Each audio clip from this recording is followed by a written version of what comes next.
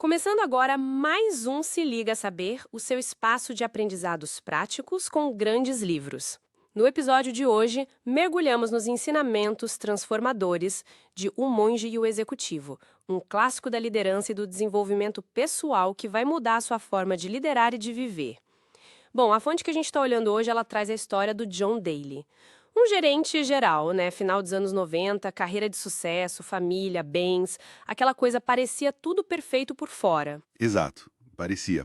Mas por baixo dessa fachada, a vida do John tava, assim, se desintegrando, sabe? Como assim? Que tipo de problema? Olha, era em todo lado. O casamento, tava em crise. A esposa dele, a Rachel, super infeliz. Com os filhos também, um filho adolescente rebelde, a filha mais distante. Nossa, E no trabalho? Ele não era bem sucedido. Sim, mas tinha muita tensão. Problema com o sindicato. E, umas críticas meio por baixo dos panos ao jeito dele liderar. Ele vivia irritado, angustiado, mas não conseguia ver o próprio papel nisso tudo, né? entendi. Uma crise geral mesmo. Ele estava perdendo o controle de tudo. Totalmente. E a coisa foi escalando. Teve uma conversa bem tensa com a esposa, um incidente feio com o filho, quase uma agressão, a pressão no trabalho aumentando depois de uma campanha sindical. E aí? O que aconteceu? Bom, a gerente de RH chegou a sugerir que ele revesse o estilo de liderança dele, o que, claro, só deixou ele mais irritado. Até no time de beisebol que ele treinava como voluntário estava dando problema. Caramba. Fundo do poço, então. Praticamente. E aí veio o ponto de virada. A esposa, a Rachel, insistiu muito e o pastor dele sugeriu que ele fizesse um retiro, uma semana num mosteiro. Mosteiro, que diferente do mundo corporativo para o silêncio de um mosteiro. Pois é, mosteiro de São João da Cruz, da Ordem de São Bento. Focado em oração, trabalho, silêncio. Ele foi super a contragosto, claro. Imagino. Mas teve alguma coisa que, sei lá, chamou a atenção dele para ir? Teve sim. O pastor mencionou que um tal de Leonard Hoffman, um executivo famosíssimo, uma lenda, né? O Lane Hoffman, que tinha sumido do mapa anos antes. Sei. O que tinha ele? Então, esse Lane Hoffman agora era um frade nesse mosteiro. Isso despertou o interesse do John. E a Rachel apoiou na hora. Viu como um sinal, sabe? Que curioso. E aí ele foi. Como foi a chegada lá? Ele chegou meio perdido, né? Relutante. Encontrou o padre Peter, descobriu a rotina do retiro, cerimônias, aulas sobre liderança. Aulas de liderança no mosteiro.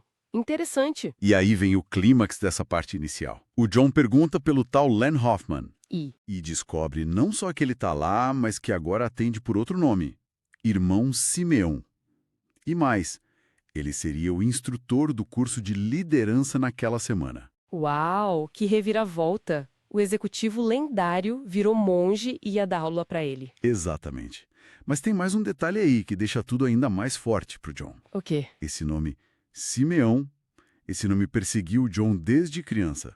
Batismo, crisma, até sonhos recorrentes ele tinha com uma mensagem tipo: ache Simeão e ouça-o. Sério? Que coincidência bizarra. Pois é, ele ficou totalmente atordoado. De repente, aquele retiro forçado começou a parecer outra coisa. Talvez um propósito maior, né? Faz todo sentido agora. A história prepara o terreno para algo bem profundo. Então, o executivo em crise vai parar no mosteiro e um instrutor é justamente a figura central de um mistério pessoal dele. Ok, vamos começar a entender as lições, então. O que esse irmão Simeão ensina? Bom, a primeira coisa que o Simeão, o antigo Len Hoffman, começa a trabalhar com o grupo e especialmente com o John, é a diferença fundamental entre poder e autoridade. Poder e autoridade. Não é a mesma coisa? Não mesmo. É aí que está o pulo do gato. O John, como muito líder, usava o poder do cargo. A capacidade de mandar, de forçar, de exigir, por causa da posição dele. Certo, o poder que vem do crachá, digamos assim. Isso. Já a autoridade, essa é diferente. Ela não é imposta, ela é conquistada. Ela nasce do respeito, da confiança, da influência que você ganha quando as pessoas te seguem porque querem e não porque precisam. Interessante. Então a autoridade vem de quem você é, do seu caráter e não do seu título? Exatamente. Vem de servir as pessoas que você lidera. E isso conecta direto com a ideia central do livro, né? a liderança servidora. Sim, liderança servidora. Como o Simeão explica isso? Ele basicamente inverte a pirâmide. Em vez do líder lá no topo esperando ser servido, o líder servidor se coloca lá embaixo, apoiando a equipe. O foco dele é como eu posso ajudar vocês a crescerem, como eu posso remover os obstáculos para a gente alcançar nossos objetivos juntos. É uma mudança de mentalidade enorme, né? Gigante. E o Simeão diz que isso exige qualidades bem específicas: paciência, bondade, humildade, respeito, altruísmo. Coisas que o John, convenhamos, não tinha muito no começo. Com certeza não. E tem aquela ideia do amor como verbo, como ação, certo? Não é sentimento, é comportamento. Isso. Agir com amor, no contexto da liderança, significa agir consistentemente no melhor interesse dos outros. É se dedicar ao crescimento e bem-estar da equipe. Mas isso funciona mesmo no mundo corporativo, tão focado em resultado, meta, pressão? É o grande desafio. E o Simeão argumenta que sim. Que, na verdade, é o único jeito de ter resultados sustentáveis a longo prazo. Quando você cuida das pessoas, remove barreiras, oferece suporte, incentiva, elas se engajam, confiam em você. E aí os resultados vêm como consequência. É uma aposta no humano. E aquele mistério do nome Simeão ajudou o John a aceitar essas ideias? Ajudou muito. Aquela coincidência toda quebrou as defesas dele, sabe? Deixou ele mais aberto para ouvir coisas que, em outra situação, ele provavelmente ia rejeitar na hora como papo furado. A jornada pessoal dele acabou abrindo a porta para a transformação profissional. Entendi.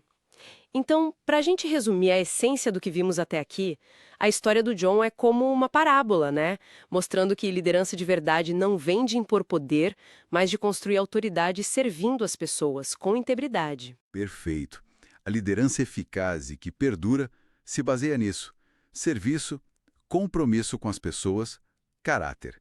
E a narrativa toda sugere que, às vezes, para a gente achar essas respostas, para mudar de verdade, a gente precisa sair do automático e ir para um lugar diferente, enfrentar nossas próprias sombras. É uma bela mensagem. Sim. E fica a pergunta, né? Que mosteiros, que figuras tipo o Simeão podem estar aí no nosso caminho? Talvez disfarçados, oferecendo uma nova perspectiva que a gente, na correria, nem está percebendo. Algo para se pensar.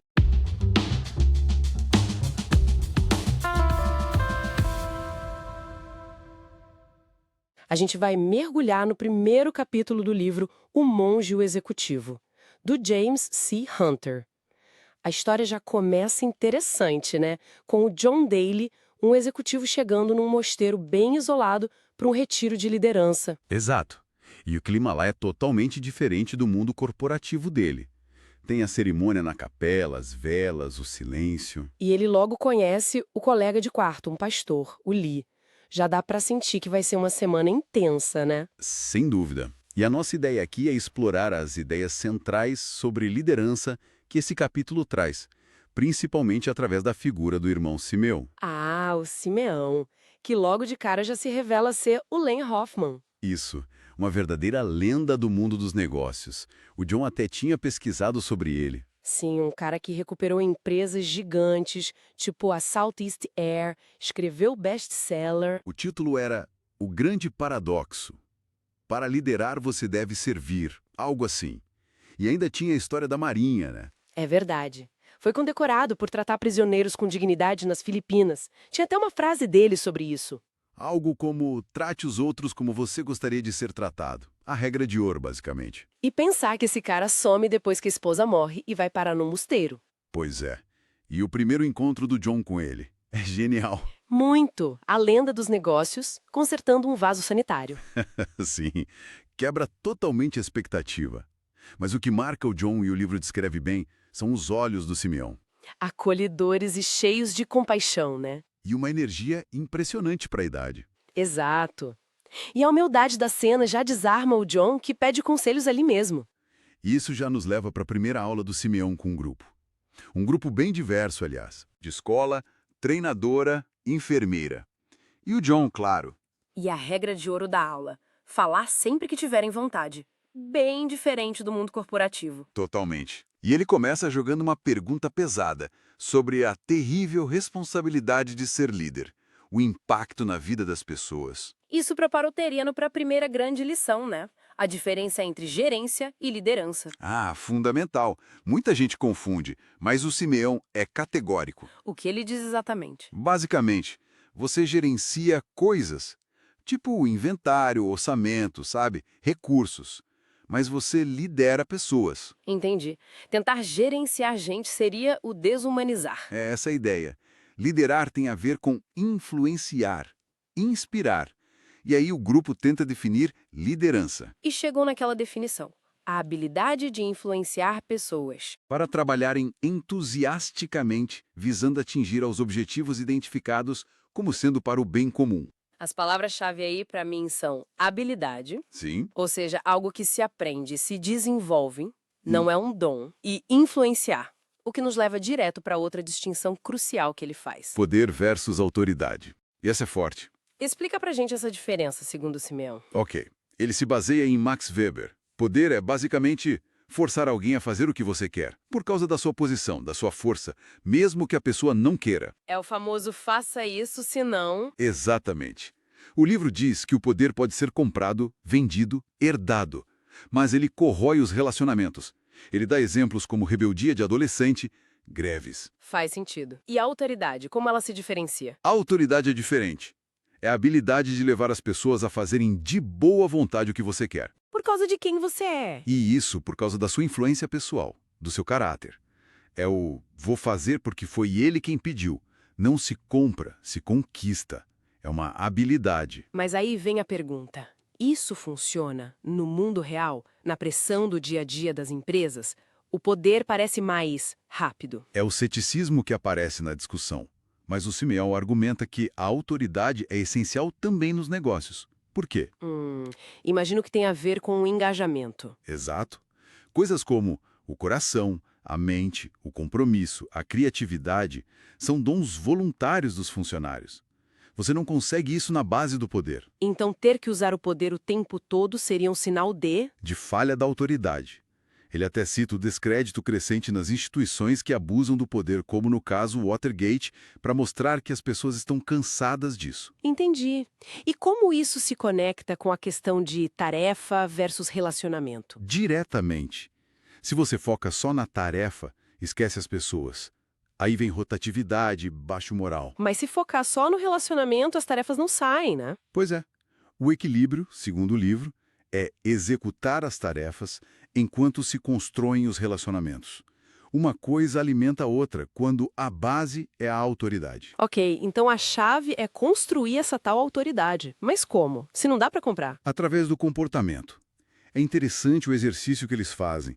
Listam qualidades de líderes que admiravam, que tinham autoridade. E o que aparece nessa lista? Coisas como honestidade, confiabilidade, ser um bom exemplo, se importar com as pessoas, saber ouvir, respeito, encorajamento, atitude positiva. E o ponto principal do Simeão é que isso tudo não é traço de personalidade, né? Não, são comportamentos, são escolhas, coisas que podem ser desenvolvidas. Isso é libertador. Tira aquela desculpa do eu não nasci para liderar. Verdade. Qualquer um pode escolher agir assim. E isso reforça a ideia de que negócios saudáveis precisam de relacionamentos saudáveis, com clientes, funcionários, fornecedores. Todo mundo. E a base de tudo isso seria a confiança. Exatamente. Simeão chama a confiança de a cola que gruda os relacionamentos. Ele até diz que muitos problemas que parecem de dinheiro, tipo em casamentos ou sindicatos, na verdade são problemas de relacionamento, de confiança quebrada. Uau! Então, resumindo esse primeiro capítulo, a liderança de verdade, aquela que funciona a longo prazo, vem da autoridade, que é construída no caráter, no relacionamento. Exatamente. E não só do poder que vem do cargo. O poder força, a autoridade inspira. E a gente vê o impacto disso no John Daly no final do dia, né? Ele se sente desarvorado, exausto, repensando tudo. Totalmente. Ele percebe que a abordagem dele era muito focada no poder, nas tarefas e pouco nas pessoas, na autoridade. Deixa a gente pensando também, né? Com certeza. E talvez uma reflexão interessante para quem nos ouve, partindo do que o livro propõe, se essas qualidades que constrói a autoridade, honestidade, ouvir, respeito, dar exemplo, são mesmo comportamentos que a gente pode escolher. Qual delas, hoje, seria o maior desafio para desenvolver? Ou talvez a maior oportunidade de crescimento na própria jornada de liderança? Fica aí a pergunta.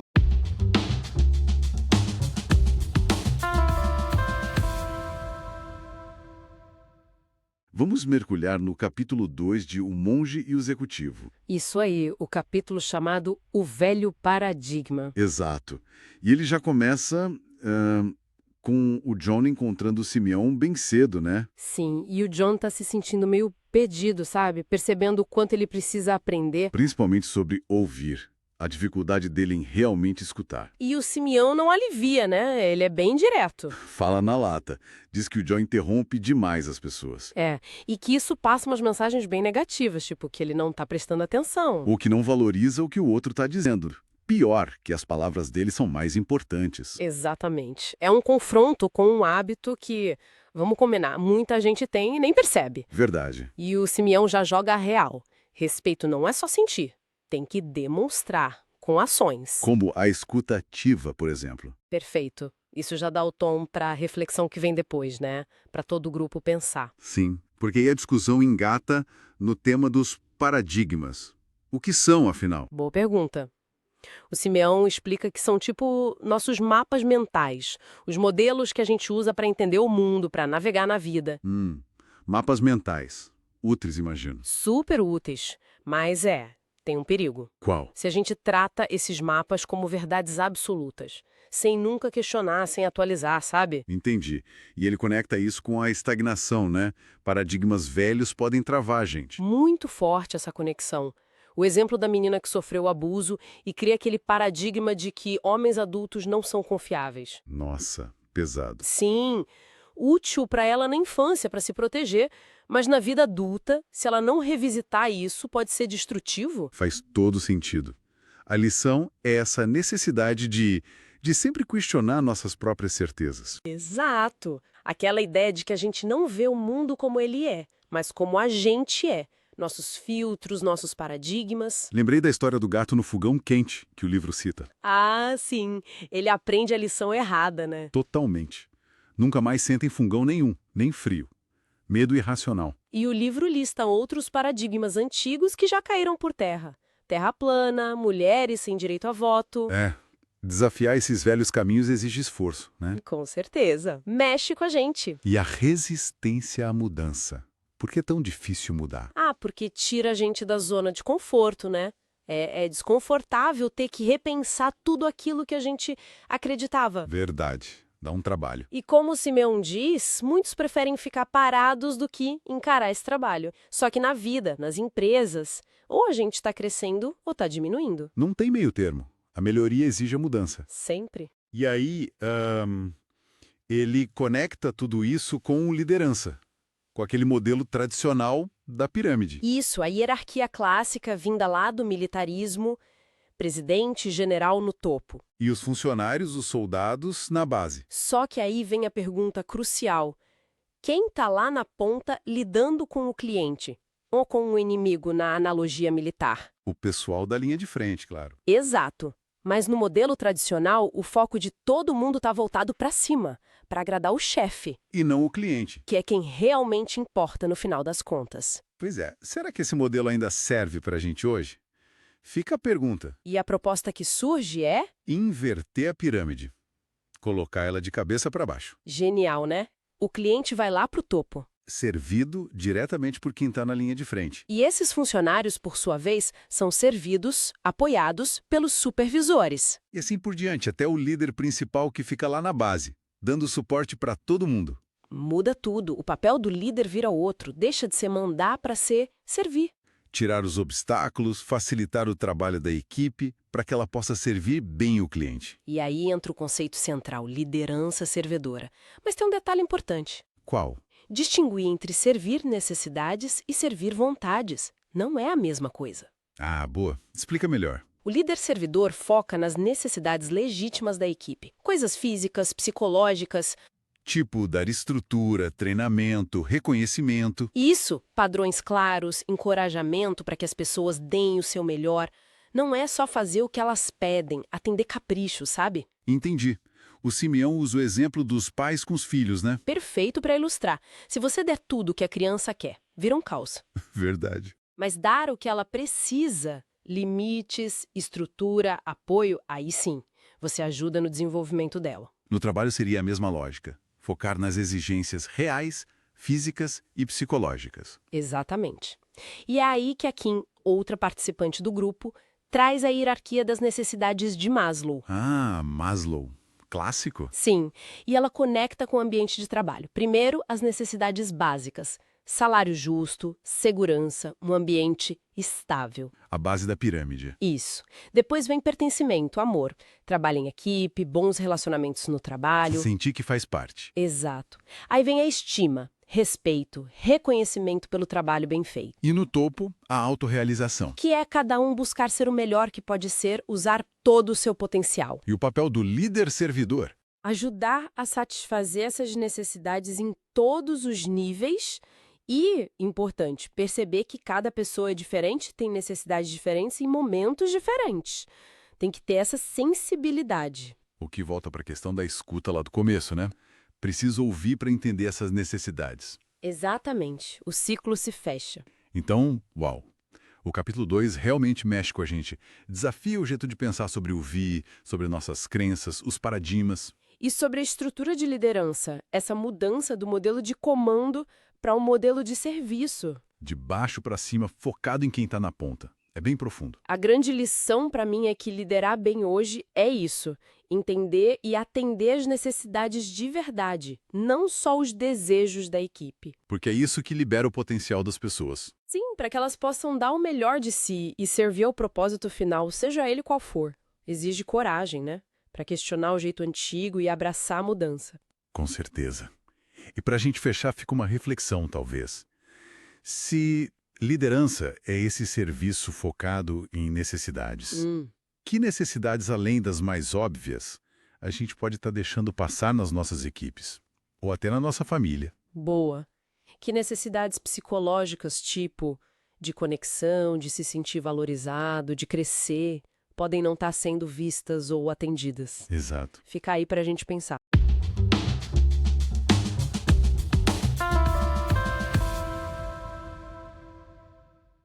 Vamos mergulhar fundo, especificamente no capítulo 3 do livro O Monge e o Executivo. O título é O Modelo, né? Isso mesmo, o modelo. E a ideia aqui é explorar a história que se desenrola nesse capítulo e, claro, as lições sobre liderança que ele traz. Lições que, aliás, parecem bem atemporais. Com certeza. Tudo começa assim com uma conversa logo cedo entre o John, que é o narrador, buscando umas respostas, e o Simeão, o monge. Aham. E isso depois vira uma discussão em grupo bem interessante. E logo de cara tem aquela citação forte de Jesus Cristo que o livro traz. Quem quiser ser líder deve ser primeiro servidor. Se você quiser liderar, deve servir. Já começa impactante, né? Totalmente. E já dá o tom do capítulo. Exato, porque essa ideia é paradoxal, né? Vai contra muito do que a gente pensa sobre liderança, sobre poder. É verdade. É um convite para olhar modelos diferentes, talvez mais sustentáveis. Pois é. E na conversa inicial, o John tá meio incomodado com o Greg, outro participante. Aquele mais questionador, né? E esse mesmo. Mas o Simeão surpreende. Ele diz que acha importante ter opiniões diferentes. Valoriza a divergência. Isso. Conta até uma história antiga de 2 VPs que discordavam dele, mas que o chefe dele, um tal de Bill, achava essenciais para o equilíbrio. Tem aquela frase ótima também do antigo chefe do John, né? Sim, se 10 pessoas concordam em tudo, 9 delas provavelmente são desnecessárias. Forte, né? Muito. E mostra como o Simeão já introduz ali, sabe, a importância dessa tensão criativa. Não é briga, é um jeito de enriquecer a decisão, de evitar o pensamento único. Faz sentido. E tem outro ponto curioso. O Simeão não pode tomar café com o John. Ordem do reitor. O John acha aquilo um absurdo. Pois é, mas o Simeão explica que vê essa obediência a uma regra simples como um jeito de domar orgulho, o falso ego. É interessante pensar nisso, né? Parece algo pequeno, talvez até antigo, essa coisa da obediência. Mas dentro da lógica que ele está construindo... Tem um propósito. Exato, é disciplina para a humildade. para se abrir para um modelo de liderança menos focado no eu, entende? Entendo. Bom, aí a conversa muda, vai para o grupo. E a Teresa pergunta, quem foi o maior líder de todos os tempos? E o Simeão não tem dúvida, Jesus Cristo. O que, claro, causa uma reação no Greg. O cético do grupo. Esperado, né? Mas a justificativa do Simeão não é assim puramente religiosa. É pragmática. Isso é importante. Ele foca no impacto, número de seguidores, influência cultural, até o nosso calendário. Tipo, goste ou não, a influência é gigantesca. É nesse ponto que entra a diferença crucial que o livro faz entre poder e autoridade, né? Fundamental. Poder, como o Simeão explica, é forçar alguém a fazer sua vontade, por causa da sua posição, do seu cargo, mesmo que a pessoa não queira. Tipo, coerção. Isso. Já a autoridade, essa é diferente. É a habilidade de fazer as pessoas quererem fazer a sua vontade, de bom grado, por causa da sua influência pessoal. E o exemplo de Jesus se encaixa aí, sem poder formal, tipo rei ou governador da época. Mas com uma autoridade imensa, construída de outra forma. E essa é a base do que ele vai chamar de liderança servidora. Aí ele começa a desenhar um modelo. Literalmente uma pirâmide, só que invertida. Visualmente potente, né? Sim. No topo está a liderança, que ele define como a habilidade de influenciar pessoas para trabalharem com entusiasmo por objetivos, para o bem comum. Certo. E logo abaixo, sustentando essa liderança. A autoridade. Aquela influência pessoal que faz as pessoas seguirem porque querem. Ok, mas como se constrói essa autoridade? Não brota do nada, né? Não mesmo. E o modelo desse mais um nível para explicar. Serviço e sacrifício. Então a autoridade vem daí. De servir, de se sacrificar pelos outros. Exatamente. Identificando e atendendo às necessidades legítimas das pessoas. O livro até diferencia bem necessidade de desejo, né? Sim, isso é crucial. Necessidades, não vontades passalheiras. E para ilustrar, eles trazem exemplos bem fortes. Gandhi, Liderando a independência da Índia sem violência. Impressionante. Martin Luther King Jr., inspirado no Gandhi, lutando pelos direitos civis. Madre Teresa com aquela influência mundial baseada puramente no serviço aos mais pobres. E até um exemplo mais próximo, do dia a dia. As mães, a autoridade delas muitas vezes vem desse cuidado, desse serviço constante. Faz todo sentido. Mas aí vem o Greg de novo, né? Com a dúvida. Tá, mas isso funciona no mundo real. No mundo corporativo, sempre ele, né? Mas a diretora, a Kim, responde bem.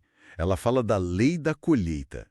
Você colhe o que planta. Simples assim. Servir e sacrificar não são só para heróis históricos. É no dia a dia, né?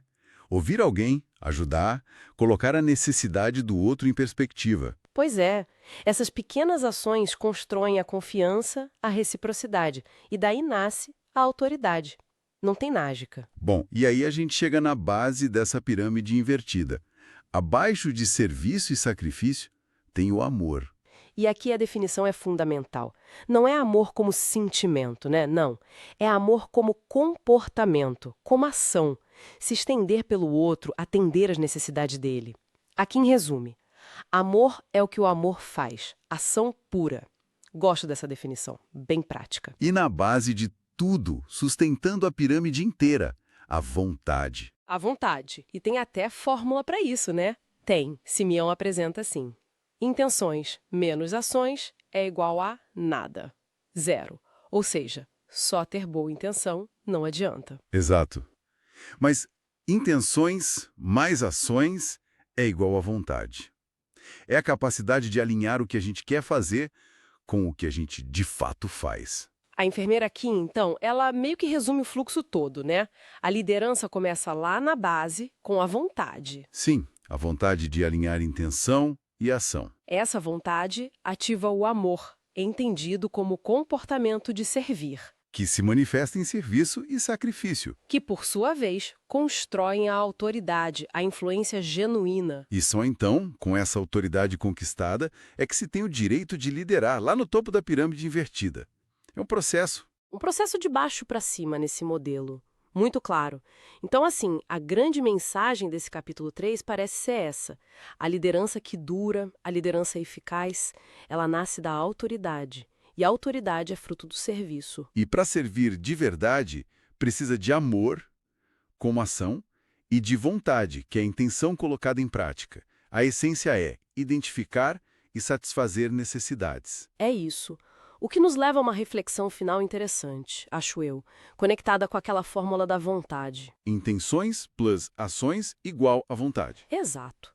Pensando nisso, quantas intenções positivas, talvez na nossa vida, no trabalho ou na busca por ser alguém melhor, ficam paradas no nada, só na intenção. Boa pergunta. Que pequena ação concreta, talvez mínima, a gente poderia fazer para transformar uma dessas boas intenções em vontade de verdade, em algo manifesto?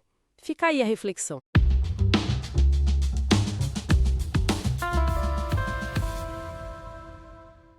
A gente vai conversar sobre o capítulo 4 do livro O Monge e o Executivo.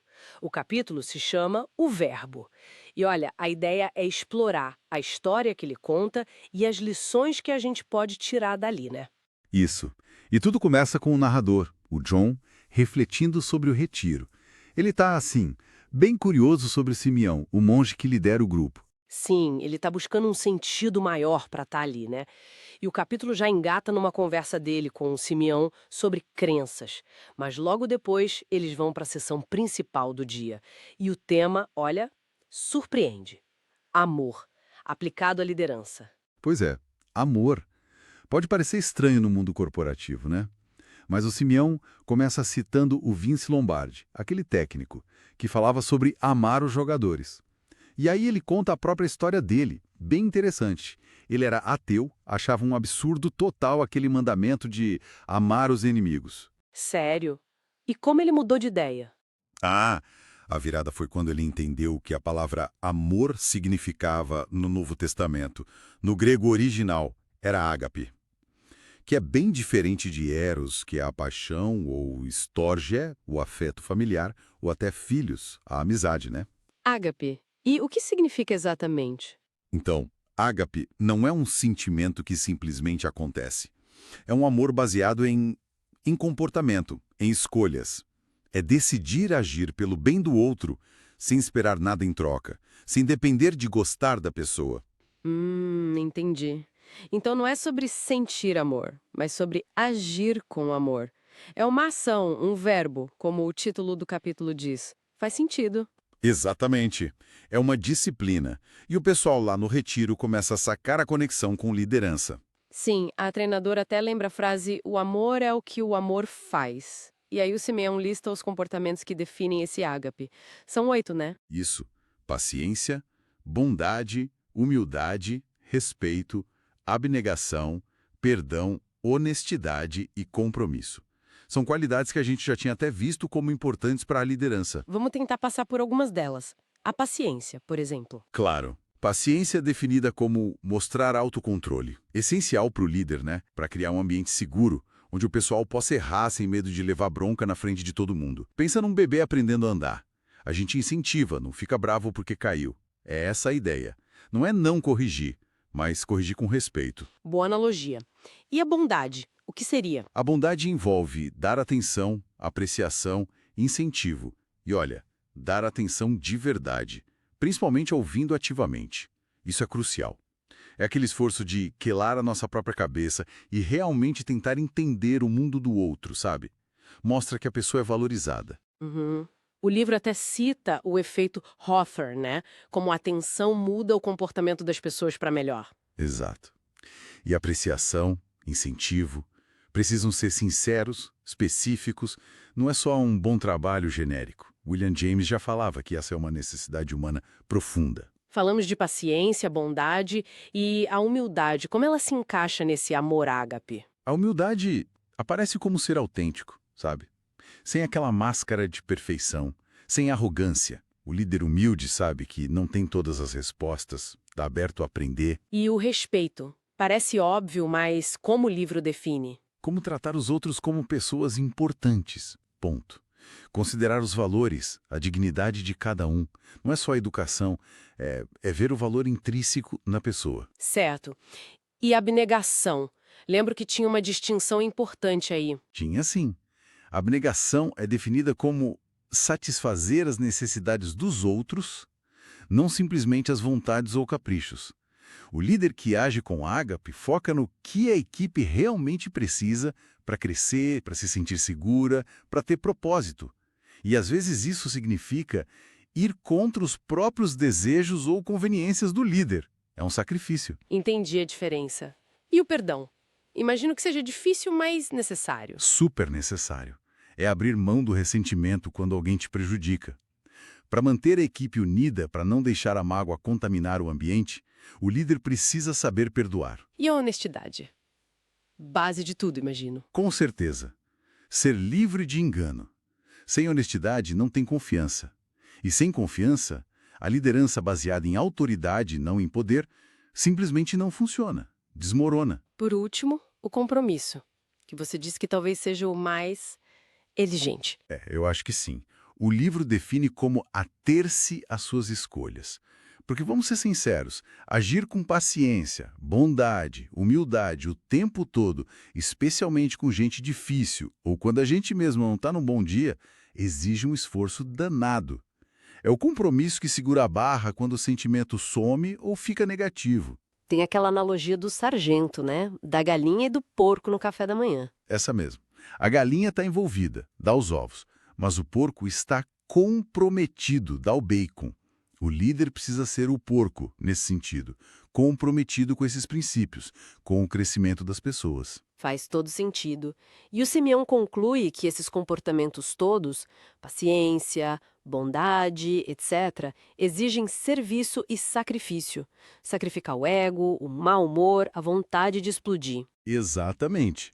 E é desse serviço, desse sacrifício, que nasce do ágape, das ações, que se constrói a autoridade verdadeira. Aquela influência que inspira as pessoas a seguirem voluntariamente. Então, resumindo o capítulo 4, ele mostra o amor não como um sentimento fofinho, mas como um conjunto de ações, de comportamentos intencionais. Isso.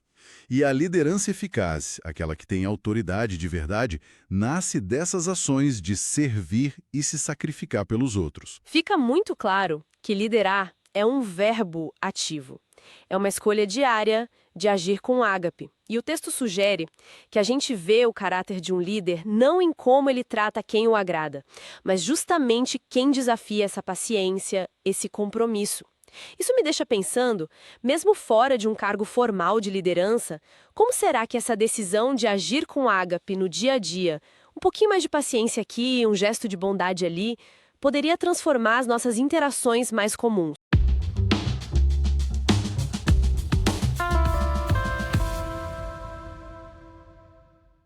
A gente mergulha especificamente no capítulo 5 do livro O Monge e o Executivo. Isso aí, aquele capítulo chamado O Ambiente, né? Do James C. Hunter. Exato. A ideia é explorar a história desse capítulo, sabe? E as lições que ele traz de uma forma que sirva para hoje, atemporal mesmo. Legal. E ele começa com o John, o protagonista, né? Naquela madrugada, pensando. Pois é, ele está lá matutando sobre as conversas anteriores, principalmente aquela ideia de que amor é ação, não só sentimento. E se sentindo meio perdido com o propósito dele, né? Isso. Aí ele encontra o Simeão bem cedinho lá na capela. E essa primeira conversa já é chave, né? Eles voltam a falar sobre amar o próximo como a si mesmo. Mas não no sentido de ter amor próprio o tempo todo, né? Não. É mais no sentido de agir pelos outros como a gente age pela gente. Tipo, suprir necessidades, perdoar as falhas, as nossas e as dos outros. Aí o Simeão traz aquela ideia da praxis, que é bem interessante. Mesmo quando a gente não gosta da gente ou até de Deus, a gente ainda pode amar agindo. Agindo com paciência, com respeito. Isso, atenção, honestidade, perdão. É o comportamento positivo que, com o tempo, pode até gerar o sentimento positivo, sabe? Entendi. E daí a conversa principal do capítulo começa, né? Exato. Aí o Simeão muda o foco. Ele joga a metáfora central na mesa, citando Bill Hewlett. Aquela frase. Homens e mulheres querem fazer um bom trabalho. Se lhes for dado o ambiente adequado, eles o farão. É sobre isso que o capítulo vai tratar. Criar esse tal ambiente adequado. E como ele desenvolve isso? Lembro que tem a ver com jardinagem. Isso mesmo, brilhante a metáfora do jardim. Ele pergunta para Cris, a treinadora, o que precisa para ter um jardim saudável. E ela falou o básico, né? Preparar a terra, plantar, regar. Adubar, tirar praga, erva daninha, o de sempre. Mas aí vem a pergunta de Simeão que vira a chave. O jardineiro faz a planta crescer? Ah, boa pergunta. E a resposta é? Não. Quem faz crescer é o criador, no contexto do livro. O jardineiro só cria as condições ideais, prepara o ambiente. Entendi. Então a lição para a liderança é essa: ser um jardineiro. Basicamente, cuidar da sua área de influência como um jardim. Não dá para forçar a planta a crescer, mas dá para garantir que ela tenha tudo o que precisa para florescer. Faz sentido. É criar as condições. Exatamente. E o texto dá vários exemplos para reforçar isso, né? O útero para um bebê se desenvolver. O ambiente familiar para a criança. Lembra da parte dos bebês em orfanatos que, sem contato humano, podiam até morrer? Pesado, né? Mas mostra a força do ambiente. Até na medicina, o médico cria condições para o corpo se curar. Na terapia também. O terapeuta cria um ambiente seguro para a pessoa se curar. Nossa, é bem profundo isso. É um trabalho constante, então. Adubar com reconhecimento, elogio. Podar quando necessário, tirar as ervas daninhas, que seriam os comportamentos ruins. E precisa ter paciência, né? Aquela lei da colheita. Os frutos vêm no tempo deles. Exato, não quando a gente quer. E para deixar mais prático ainda, a Kim, a enfermeira, traz outra ideia boa. A da conta bancária. Essa mesma. A conta bancária relacional do Stephen Covey. Cada interação ou é um depósito, Confiança, cortesia, ouvir bem. ou é uma retirada. Grosseria, quebrar promessa, arrogância, falar pelas costas. E o saldo dessa conta afeta tudo, né? A rapidez com que os resultados aparecem. Totalmente. E aí entra a questão do feedback que você comentou. Elogiar em público vira um depósito enorme. Não só para quem ouve, mas para quem vê. E corrigir em particular, imagina. Porque fazer isso em público... É uma retirada gigantesca. Dá conta da pessoa e de todo mundo que está vendo. O Simeão até cita uma pesquisa, acho que tá Psychology Today. Lembro disso. Precisa de uns 4 depósitos para compensar uma retirada, algo assim. Isso. E como a maioria se acha acima da média, né, aquela coisa da autoimagem inflada, a retirada dói ainda mais. Mas aí vem a pergunta do Greg, o sargento. Aquela bem prática. Como fazer isso funcionar se o chefe lá em cima só quer saber de poder e ignorar tudo isso? É a pergunta de milhões, né? E a resposta do Simeão é pé no chão. Mesmo num lugar tóxico, dá para criar ilhas saudáveis. Ilhas saudáveis. Como assim? O líder pode, sim, cuidar do ambiente da sua equipe, do seu setor. Ele não controla a empresa toda, mas controla o próprio comportamento e as regras ali no seu quadrado. Ah, entendi. Assumir a responsabilidade pelo que está ao seu alcance. Exato. A analogia do navio Ben-Hur mostra como a galera pode se sentir só remando no porão sem conexão. Mas o Simeão diz que o líder local estabelece as normas. O Greg até concorda, né? Citando o exército, as regras da fábrica. Sim. E o exemplo do supervisor que foi da Ford para a Mazda é muito bom para ilustrar isso. Aquele que era agressivo. Esse mesmo. O comportamento dele foi corrigido rapidinho na Mazda. Mas não porque a Mazda midou ele. Foi porque a Mazda tinha uma norma clara, né? E avisou. Ou muda ou rua. Exatamente. Ele escolheu mudar para se encaixar. A lição é: líderes não mudam pessoas na marra. Eles criam o ambiente e definem padrões que influenciam as escolhas das pessoas, motivam a mudança. Como o Ritz-Carlton, senhoras e cavalheiros servindo senhoras e cavalheiros. Ou o técnico Lou Holtz, que tirava do time quem não mostrava entusiasmo. É definir o padrão e manter. Então, resumindo o capítulo 5, o ambiente. A grande mensagem é que criar esse espaço para o crescimento, para o bom trabalho, é tarefa central do líder. Não é opcional. É um trabalho ativo, tipo jardinagem mesmo. Exige cuidado, paciência, definir limites claros e ter consciência do impacto de cada depósito ou retirada na conta relacional. Perfeito. Um trabalho contínuo. E fica a reflexão, né? Se o ambiente e as normas são tão cruciais assim, qual seria uma coisinha, uma ação concreta, por menor que seja, que a gente poderia fazer amanhã mesmo no nosso jardim? Seja no trabalho, em casa, na comunidade. Isso. Para começar a nutrir um crescimento mais saudável ali, mesmo que o clima geral não ajude tanto. Algo para a gente pensar.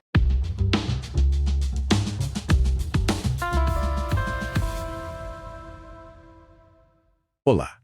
Vamos continuar nossa conversa sobre o monge e o executivo. Hoje, a gente mergulha no capítulo 6, a escolha. Seguimos acompanhando John, né? E as lições com Simeão. Vamos ver o que esse capítulo traz de ensinamentos que valem para sempre. Logo no começo tem uma conversa bem interessante. O Simeão fala que o importante é focar no comportamento de quem lidera. Aham. Ele acha que se o pessoal de cima, a liderança, tá alinhada, o resto meio que acompanha, sabe? Sim, ele até joga um número, né? Tipo, 9 em cada 10 problemas nas empresas vêm de cima. Exato. E a esposa do John até comenta que vê isso nas famílias também. Quando tem problema, muitas vezes está ali, nos pais, na dinâmica. Pois é, e isso puxa um conceito-chave que eles discutem, a praxis. Praxis. O que seria exatamente isso? Parece algo filosófico. É um pouco, mas é bem prático, na verdade. A praxis é a ideia de que não é só o que a gente pensa e sente que influencia como a gente age. O contrário também vale.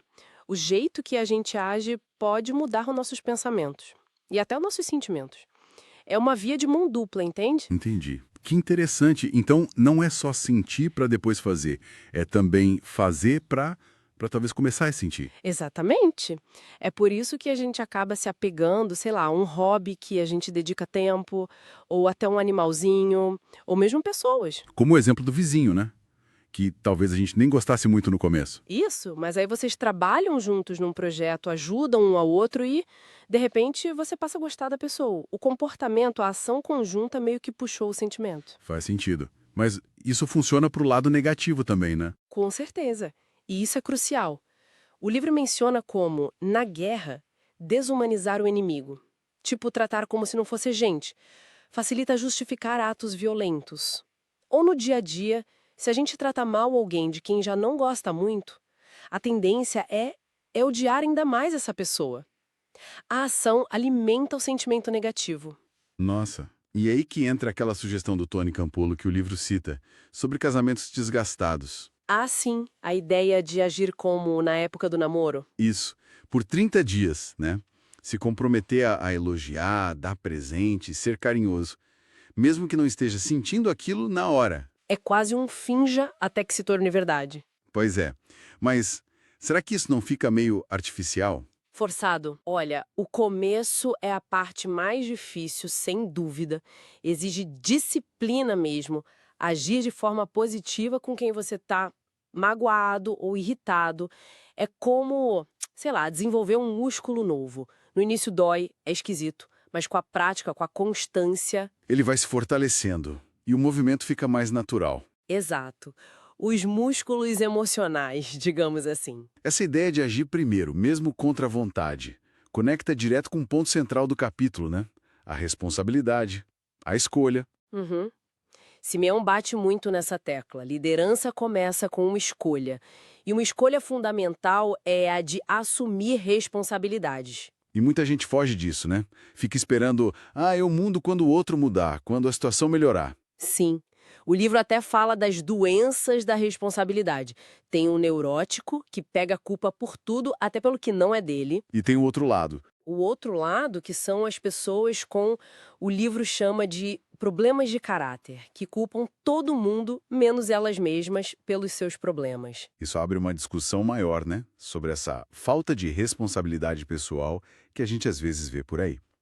O que nos leva a pensar no Determinismo. o determinismo.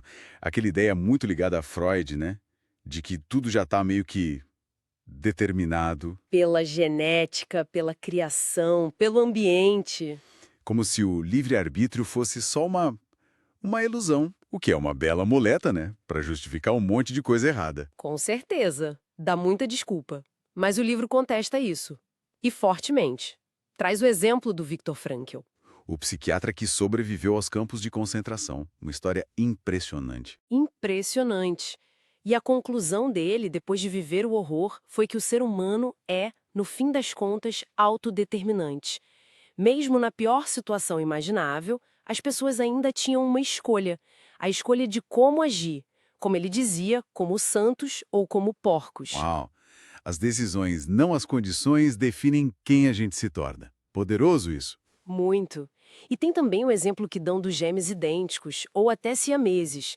Mesma genética, muitas vezes o mesmo ambiente, e ainda assim personalidades diferentes. Claro.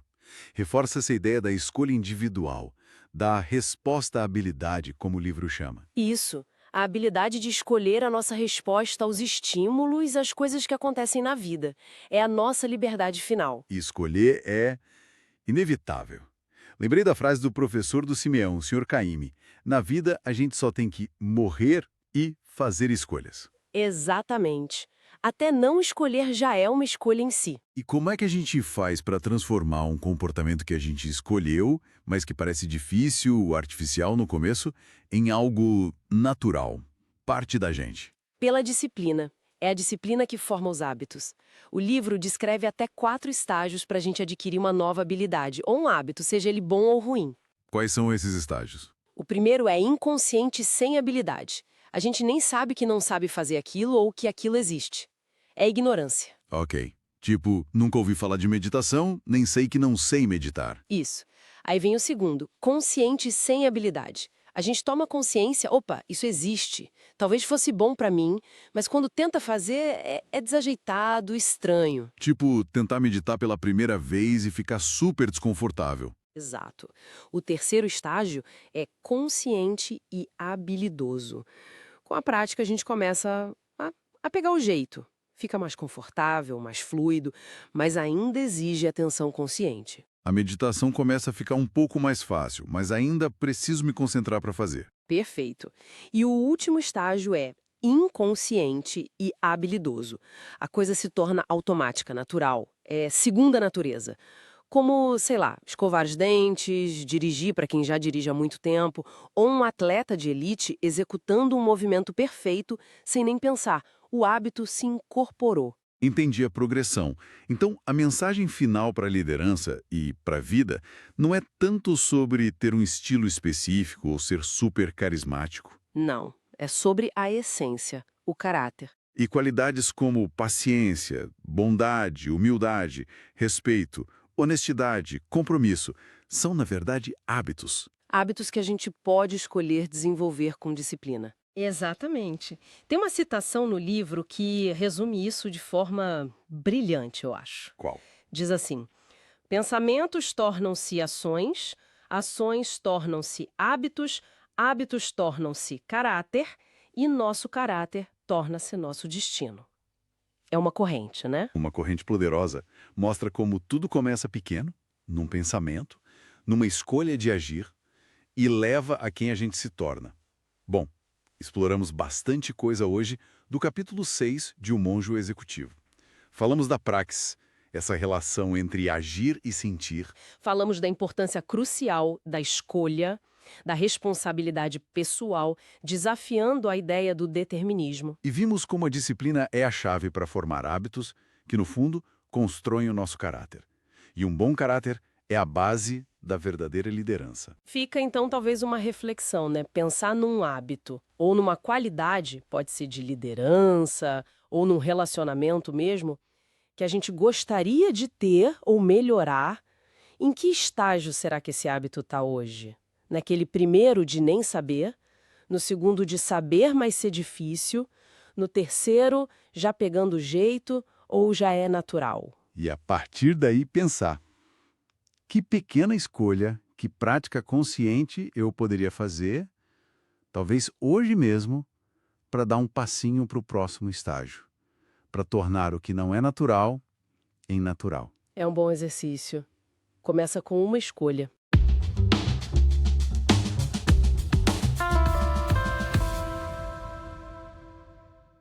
A gente mergulha no capítulo 7 do livro que estamos analisando. O título é A Recompensa. A gente está acompanhando o último dia daquele retiro dos personagens, né? O momento, sim, de fechar as ideias, refletir sobre o que aprenderam. E a história parece querer responder uma pergunta bem direta. Todo esse esforço de liderar de um jeito diferente, vale a pena no final? Exato. E o capítulo já abre com John, o protagonista, sabe? Conversando com o Simeão, o monge. E o John reconhece ali que o amor foi a grande lição. Aí o Simeão vai mais fundo, né? Diz que amar a Deus e ao próximo é mais importante que ritual. Ele até cita Paulo, né? Fé, esperança, amor. Mas o amor é o maior de todos. Interessante isso.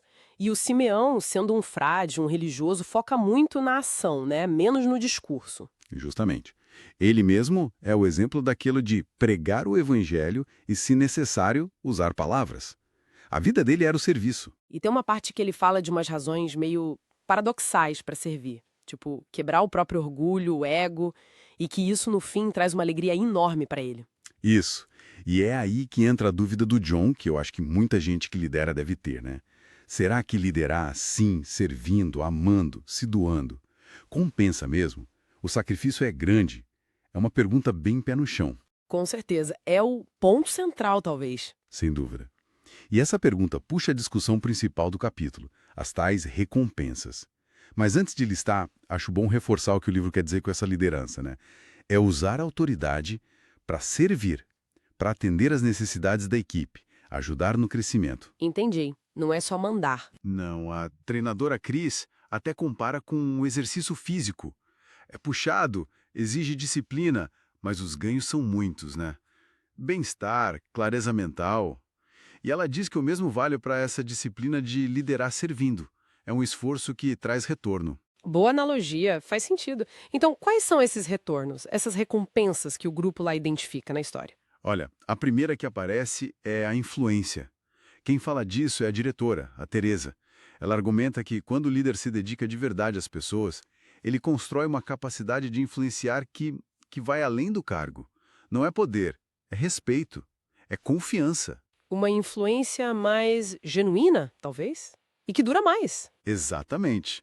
Orgânica, como você disse. E isso já conecta com outra recompensa que o sargento Greg traz, ter uma missão. Ele compara com a vida militar, sabe? Que dá um propósito muito claro. Liderar servindo transforma o trabalho numa missão diária, dá um sentido maior para a vida. Ah, interessante essa conexão. E o pregador complementa isso. Diz que as pessoas compram primeiro o líder, depois a visão, a missão. A pessoa do líder inspira a adesão à causa. Isso me lembra muito a ideia de legado, de deixar algo que fica. Precisamente. O pregador e a diretora entram fundo nisso. Eles citam até umas pesquisas sobre arrependimento na velhice, sabe? Muita gente se arrepende de não ter feito coisas que permanecessem. Fazer a diferença na vida dos outros cria esse legado. Nossa! E a diretora traz um ditado indígena forte. Viva sua vida de tal maneira que, quando você morrer, o mundo chore e você se regozije. É sobre ter um impacto real, positivo. Uau! É um pensamento bem forte mesmo. Mas fico pensando, será que essa busca por legado não pode virar a vaidade? O livro toca nisso? É uma ótima pergunta. O capítulo não entra diretamente nessa tensão, mas a ênfase está toda no serviço como motor, sabe? Não na busca pela fama depois da morte. O legado parece ser mais uma consequência natural de se doar, e não o objetivo principal, assim, egocêntrico. Isso já leva para outra dimensão, a da harmonia espiritual. Harmonia espiritual, como assim?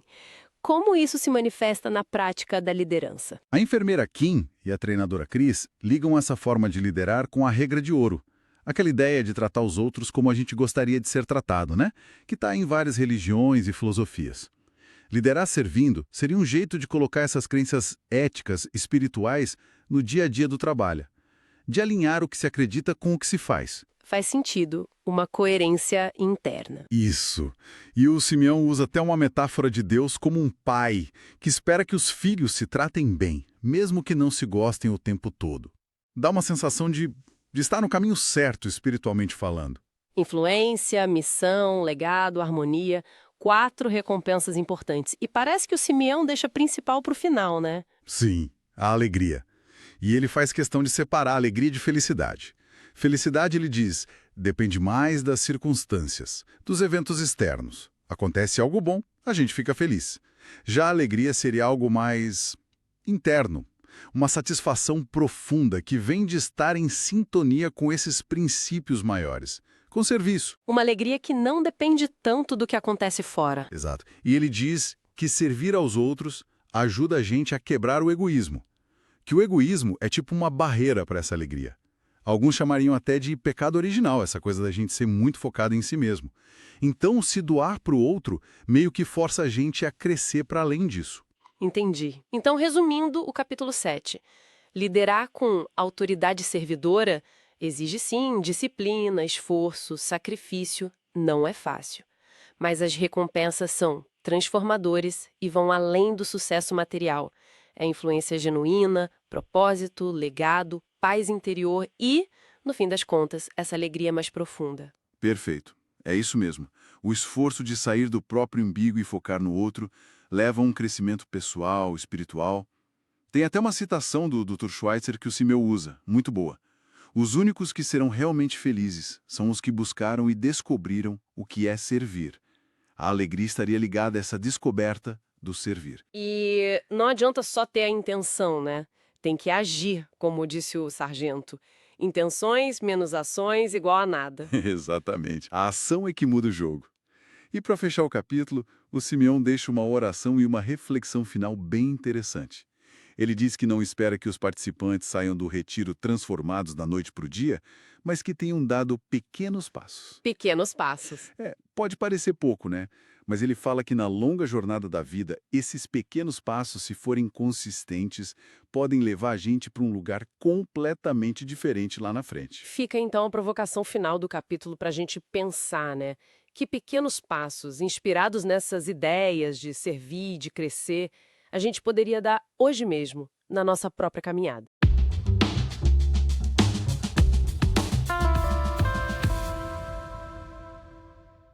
A gente vai dar uma olhada mais de perto no epílogo, sabe? Aquela parte final do livro, O Monge e o Executivo. A fonte que a gente tem é justamente esse trecho, que mostra o fim daquela semana intensa de retiro no mosteiro. Vamos explorar um pouco essa história final e, claro, as lições que ficam ali, né? Isso. O livro todo gira em torno desse monge, o Simeão, ensinando liderança. Mas o epílogo é especial.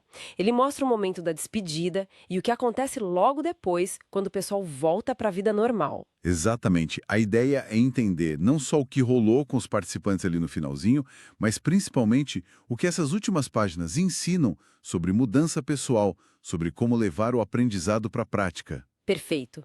É tipo a conexão, né?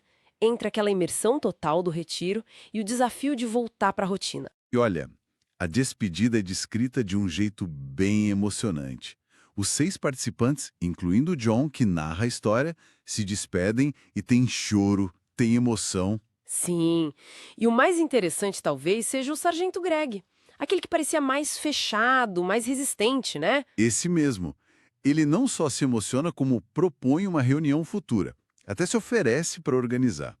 Isso mostra bem a força da conexão que eles criaram naquela semana, né? Virou um grupo mesmo. Total. E tem uma parte interessante de reflexão do narrador, do John. Tem sim.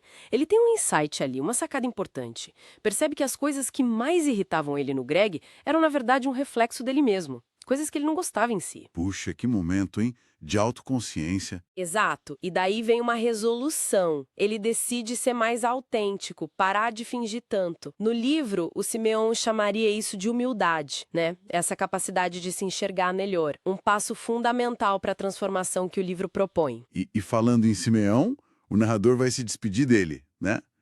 Do monge mentor. É um momento chave ali. Sim, ele vai agradecer, mas também coloca pra fora uma insegurança bem humana, sabe? Qual? Ele pergunta algo como: será que eu vou conseguir aplicar isso tudo quando eu voltar pra casa, pro trabalho? Aquela dúvida clássica, né? Super compreensível. É fácil se sentir inspirado lá, mas e na prática? E aí vem a resposta do Simeão, que é, assim, o centro das lições desse epílogo. Primeiro, ele manda uma citação antiga de Cyrus: de nada vale aprender bem se você deixar de fazer bem. Ou seja, não basta só absorver o conhecimento. Não basta. Tem que agir. E não é agir de qualquer jeito, é agir bem. O conhecimento só ganha valor na aplicação eficaz. Entendi. Fazer bem. Mas por onde começar? Que essa é sempre a questão, né? O primeiro passo. E o Simeão vai direto ao ponto. Ele diz: você começa com uma escolha. Uma escolha. Simples, né? Mas muito poderoso. A mudança, a aplicação do que foi aprendido não acontece por mágica. começa com uma decisão sua, consciente. É um ato de vontade. Você escolhe começar. Não é passivo, é ativo. Essa ideia da escolha como ponto de partida fica muito clara na cena final do epílogo, né? Quando John reencontra a esposa, a Rachel. Exatamente. A descrição é bem sutil, mas cheia de significado. Ele olha para ela de um jeito novo. O abraço deles é diferente, tem mais presença, sabe? E ele mesmo pensa algo como apenas um primeiro passo em uma nova jornada. Isso. Fica claro que ele fez aquela escolha interna que o Simeão falou, e esse momento pessoal mostra o impacto real da jornada. A transformação de dentro começa a aparecer nas relações mais próximas, no primeiro contato com a vida real. Aquele primeiro passo não precisa ser uma revolução externa, é um ajuste interno que já muda a qualidade da interação. Faz sentido. Reforça que o livro não é só sobre liderança no trabalho, mas sobre ser uma pessoa melhor no geral. Sem dúvida. Então esse epílogo deixa uma mensagem bem forte pra gente. A transformação é possível, é real, mas ela começa com essa decisão firme de agir. É isso. Aprender é fundamental, claro, mas o que conta mesmo é colocar em prática. É o fazer bem. É um fechamento bem inspirador sobre transformar teoria em ação no dia a dia. Sim. E sabe, fica uma reflexão interessante para quem acompanha essa história. Se o primeiro passo é essa escolha interna, essa busca por ser mais autêntico, como é que a gente equilibra isso com as expectativas que já existem, no trabalho, na família, com os amigos? Boa pergunta. Como essa nova jornada de autenticidade se mantém firme quando bate de frente com as estruturas antigas, com as pressões do cotidiano? É algo que o texto meio que deixa no ar, para a gente pensar, né?